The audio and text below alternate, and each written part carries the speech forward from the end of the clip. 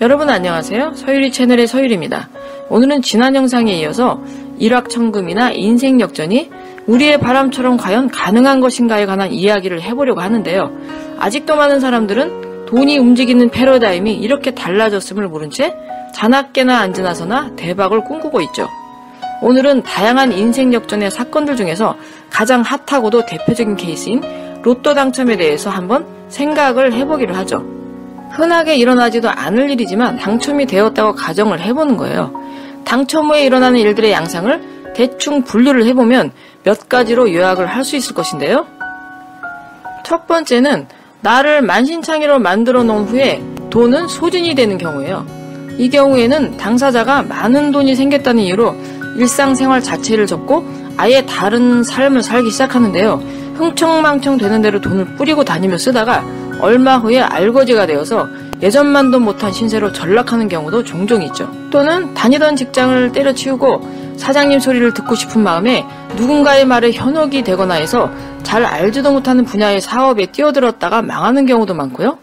아니면 어리버리 돈 자랑하고 다니다가 돈 냄새를 맡고 엉겨부는 사기꾼들에게 보기 좋게 사기를 당하거나 주변인들과 돈 문제로 다툼이 일어나서 험악한 일이 벌어지거나 해서 인간관계가 깨어지기도 하죠. 아니면 가족 간의 불화로 가정이 해체되는 일도 간혹 일어나기도 하고요. 심지어는 살인사건이 일어나는 경우도 때로 있죠. 두 번째의 경우에는 첫 번째 경우처럼 예전의 삶보다 못한 상태로 아예 전락하는 것은 물론 아니고요. 그렇지만 나는 나름대로 유용하게 쓴다고 썼으나 아무 의미도 없이 돈은 흩어져서 없어지고 나는 나대로 적지 않은 부작용을 서서히 경험하는 경우인데요. 이 경우에는 많은 돈을 마음껏 쓰다가 어느 날 무일푼이 되면 허탈감에 빠져서 예전의 생활로 돌아가는데 많은 어려움이 따르게 되죠. 또한 공돈이라는 생각에 아무런 생각 없이 주변인들이나 가족들에게 선심을 베푸는 일도 있는데요. 예를 들어서 가족의 빚을 갚아주는 경우가 있겠죠. 그러나 그 상대가 빚을 졌을 때에는 분명 삶의 운영을 잘못한 부분이 있을 수도 있는 것인데 이 빚을 자기가 힘들여서 갚아나가는 과정 속에서 필요한 공부를 해야 함에도 불구하고 내가 그 빚을 덜렁 갚아줌으로써 상대는 해야 할 공부를 놓치게 될 수도 있다는 거예요. 내가 받을 명분이 없는 돈을 누군가에게서 받았을 때는 나중에는 어떤 방식으로든 다시 토해내야 할 수도 있기 때문에 나는 좋은 일이라고 생각했겠지만 당장에는 상대에게 득이 되는 것처럼 보일지라도 결과적으로는 상대를 어렵게 만들 수도 있다는 거예요. 또는 당첨이 되기 전에 반 장난 반 진심으로 얼마를 나누어 주겠다는 약속을 지키려는 단순한 생각으로 상대들에게 돈을 나누어 주는 경우도 역시 마찬가지인데요. 누군가에게 공돈을 얻어쓰게 되면 사람이 나태해지기 때문에 이 역시도 상대에게 좋지 않은 영향을 결국 주게 되는 거죠. 다시 말해서 세상에는 우리가 생각하는 그런 의미에서의 공돈이라고 하는 것은 사실 없는 것인데 이를 공돈으로 잘못 알고 단지 주변인들로부터 인기를 얻어내기 위해서 이런 식으로 아무데나 돈을 뿌리고 다닌다면 부작용이 분명 나타날 수밖에 없다는 것인데요. 지금 당장에 아무 일이 없다고 없는 것이 아니라 이것은 시간의 문제만 남아있을 뿐 어떤 양상으로든 상대를 어렵게 만들게 되고 그렇게 만든 잘못에 대해서는 그 값의 질량만큼 내가 어려워질 수 있다는 것이죠. 세 번째는 당첨금을 대부분 은행에 넣어놓고 한동안 일상생활을 지속하는 경우가 있을 수 있겠죠. 그러나 이러한 경우도 언제까지나 내가 그리할 수는 없는 것인데요. 내가 큰 규모의 자금을 바르게 운영할 노하우가 전혀 없고 특별한 계획도 세울 여건이 안 되기 때문에 얼마든지 그럴 수는 있다고 생각은 하지만 그러나 그 돈이 언제까지나 나의 곁에 머무르지 않는다는 것이 문제가 되겠죠. 내가 운용할 수 없는 수준의 큰 돈이라면 나의 질량으로는 언제까지나 그것을 내 곁에 붙들어 둘 수는 없는 것이기 때문에 시간이 지나면서 어떤 방식으로든 나가게 되어 있다는 것인데요. 따라서 어떤 계기로 일이 생겨서 돈을 쓰기 시작한다면 아무리 많은 돈이라 할지라도 여기저기로 뺏기기도 하고 뭐라도 하다가 실패하고 어쩌고저쩌고 하면서 쓰다 보면 물 새는 바가지처럼 줄줄 새기 시작하는 것이기 때문에 나의 실력이 없이 이 돈을 끝까지 지키기는 매우 어렵다는 거예요. 이 경우에는 아마도 첫 번째의 경우보다는 두 번째의 경우에 해당하는 형식으로 돈이 흩어질 가능성이 높다고 할 수 있겠지만 결론은 역시 내가 그것을 원하는 방식으로 지키기는 거의 불가능하다는 것이 중요한 포인트가 되는 거죠. 네 번째로는 아주 희귀한 경우이지만 그 자금을 활용을 해서 기부도 하고 자기 사업체도 운영하면서 장시간 유지하는 경우가 있는데요. 이 경우는 여타의 경우에 비해서 비교적 성공적인 운영을 하는 것처럼 보일 수도 있으나 이는 좀 더 단기적으로 두고 봐야 정확한 결과치가 나오는 것이라고 생각을 해요. 기부라는 것도 그냥 막 한다고 되는 것이 아니라는 것이 문제인데요.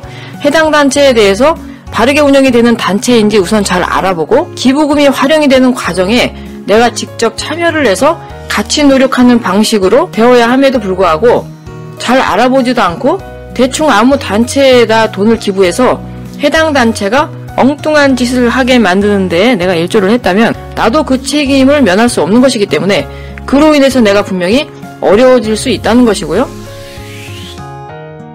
또한 자기 사업체의 운영이라는 것도 바르지 않은 개념으로 운영을 하고 있다고 한다면 서로 언제까지는 잘 운영이 되고 있다고 하더라도 그 결말에 대해서는 지금 알 수 없다는 것인데요.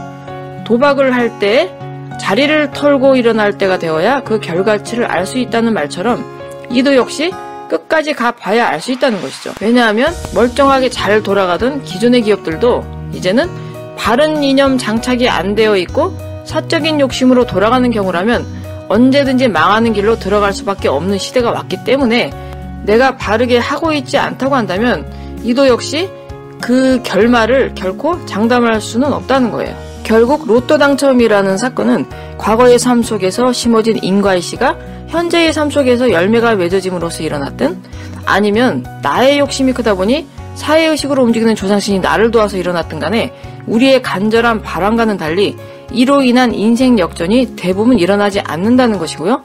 게다가 이렇게 갑자기 나에게 오는 재물은 복이라기보다는 오히려 나를 시험하는 도구로서 작용함으로써 이를 잘못 운영할 경우에는 그에 상응하는 대가를 치러야 하는 행운으로 가장한 재앙으로 되는 경우가 많다는 것인데요.